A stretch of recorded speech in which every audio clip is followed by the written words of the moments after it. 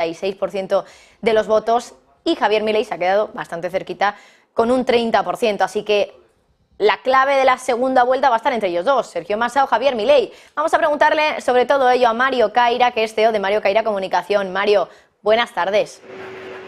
Hola Marta, buenas tardes, qué gusto estar en tu programa. ¿Cómo va? Bueno, nosotros mirando a Argentina, ¿no? Porque este fin de semana ha habido allí elecciones y parece que ha habido sorpresa, ¿no? Porque no se esperaba una victoria así del candidato peronista, en este caso de Sergio Massa, que sabemos que ya fue ministro de Economía de este gobierno, de hecho.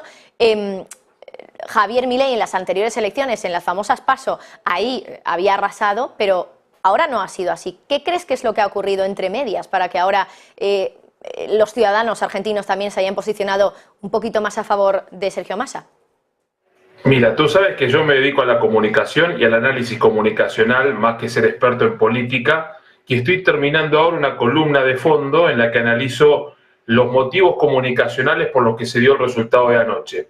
A mí no me sorprendió tanto, me sorprendió mucho más la irrupción de Milei en las PASO en el mes de agosto, en posicionarse primero, desdibujado el peronismo, desdibujado Juntos por el Cambio. Pero este escenario en el que quedaría fuera un balotaje Patricia Bullrich, yo ya lo veía como posible, lo comentaba sin adelantar demasiado la opinión, y hubo algo que generó este fenómeno. Primero, convengamos que Javier Milei, de ser un outsider, y un desconocido de la política, ya es meritorio que ingrese a una segunda vuelta. De eso no cabe duda, porque si no habrá un partidario de Milei o de algún partido afín a Milei aquí en España que dirá, porque tú eres contra Milei. Todo lo contrario, hay que reconocerlo.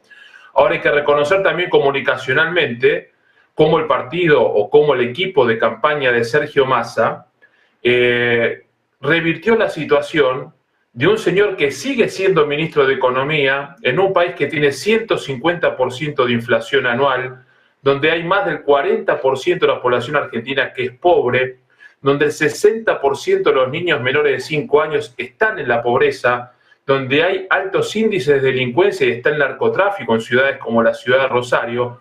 Con todo eso en contra, es digno de analizar cómo a través del discurso, de hablarle al electorado de una u otra forma, más allá de ser oficialismo también, revirtió la situación, se posicionó primero, y hoy si tú lees los mismos colegas que decían que Massa ni siquiera llegaba al balotaje, hoy lo dan como favorito. Por eso esto de los favoritismos a veces es muy peligroso, es mejor no ir como número opuesto porque sucede lo contrario. Pero me parece que el secreto está en el aparato del peronismo, algo que a veces es difícil de explicar. El peronismo no es un partido, es un movimiento. Sergio Massa proviene de la centro-derecha en la política argentina. Cuando comenzó fue parte de la juventud de la UCD, de la Unión de Centro Democrático. Algo entre medio del Partido Popular y Vox, aquí en España, para que se entienda, que fue el movimiento que le permitió ganar a Carlos Menem en el año 89. Luego fue pasando por distintos movimientos, se hizo fuerte en su territorio, que es el ayuntamiento de Tigre, como decirte, cercano a Madrid, lo que puede llegar a ser un Tres Cantos, o lo que puede llegar a ser un Alcobendas, para que tengas una idea geográfica, y hacemos analogías con España y con Madrid. Luego proyectó a nivel nacional una unión entre Mauricio Macri, Daniel Scioli, quien fue candidato a presidente también cuando Macri ganó en 2015, y otra fuerza de jóvenes políticos que no llegó a nada. Después fue enemigo de Cristina Kirchner, evitando que Cristina Kirchner se perpetúe en el poder con la reelección indefinida allí por el año 2013. Luego acompaña a Alberto Fernández en 2019 cuando Alberto gana como segundo designado por Cristina Kirchner al poder o al cargo de la Argentina, que hoy uno se pregunta quién es el presidente de Argentina. Y por las decisiones hoy lo está ejerciendo Sergio Massa. ¿Y cómo ganó en esta primera vuelta con todo eso mal que le va a la Argentina? Es difícil de entender desde la lógica. Yo creo que apuntaron a otro sitio, a la comunicación, a lo pasional, y también a poner un poco de miedo, porque, como todos sabemos, Milei con su motosierra, que da mucho miedo de verdad, promete recortar todas las ayudas sociales en un país que está sumido en un número muy importante de pobreza. Y si el Estado se retira, donde se retira el Estado pueden pasar dos cosas. Mucha gente queda excluida del Estado, y esos sitios que deja libre el Estado, que no cumple con su rol, de salud, de educación, de vivienda, lo ocupan algunos extremistas o de derecha o de izquierda y en el peor de los casos el narcotráfico. Por eso la gente también votó con un poco de miedo, con un poco de pasión partidaria en algunos casos, y hay que reconocer que desde lo discursivo, de eso va a ir la nota, la columna que estoy terminando de escribir ahora, ganó también. ¿Te acuerdas cuando hablábamos del conflicto de Israel y Hamas? Decíamos que se combatía en el campo de batalla, en la diplomacia y en la comunicación. Y creo que lo que sucedió anoche en la Argentina se combatió o se votó en las urnas, en las campañas y en la comunicación. Otra vez la comunicación es el eje que diferencia a uno de otro candidato y que dejó por fuera de una posibilidad un segundo intento, el balotaje, la segunda vuelta, a Patricia Bullrich, que parecía, por ejemplo, aquí en España, tú ves en Barcelona o en Madrid, los partidos que ganaron fue Juntos por el Cambio, con Patricia Bullrich como candidata y Javier Milei en La Libertad Avanza. Cosa completamente distinta, los argentinos que viven aquí en España votaron lo que sucedió en la Argentina. Un fenómeno difícil de entender si no conoces de primera mano lo que es nuestro país y lo que puede llegar a ser el electorado, a quien a veces se lo subestima y se creen. Esta es una gran batalla de egos. Por el lado del populismo de centro-izquierda, Cristina Kirchner, que comprendió que debía salirse de la escena, que debía dejar de aparecer en público. Alberto Fernández, el actual presidente, que con una gestión, ni siquiera diría mala, casi ausente, también entendió que no tiene que ser protagonista. Le dieron el protagonismo a Sergio Massa, tanto en la gestión económica, donde los números no son buenos, pero en la campaña sí. El que no entendió eso fue Mauricio Macri, nuestro expresidente, que operó para debilitar a Horacio Rodríguez Larreta cuando compitió contra Patricia Bullrich, que obligó a que un hombre de la ciudad de Buenos Aires fuera a disputar la provincia de Buenos Aires, como el Colorado Santilli, que no se identifica con la provincia y era un hombre que podría haber ganado la intendencia en Capital Federal, en la ciudad de Buenos Aires, que sería como la ciudad de Madrid.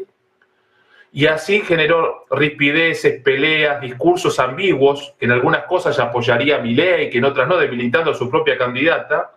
Y esa guerra de egos, que en el peronismo se comprendió, más allá de los egos ingobernables que tiene Cristina Fernández de Kirchner, Macri no lo entendió. Y creo que el padre de la derrota de Juntos por el Cambio y que quede fuera del balotaje Patricia Bullrich fue su falta de seguridad y su falta de convicción como candidata a presidenta de Argentina, y todo lo que hizo por detrás Mauricio Macri para destruir lo que él mismo comenzó a armar.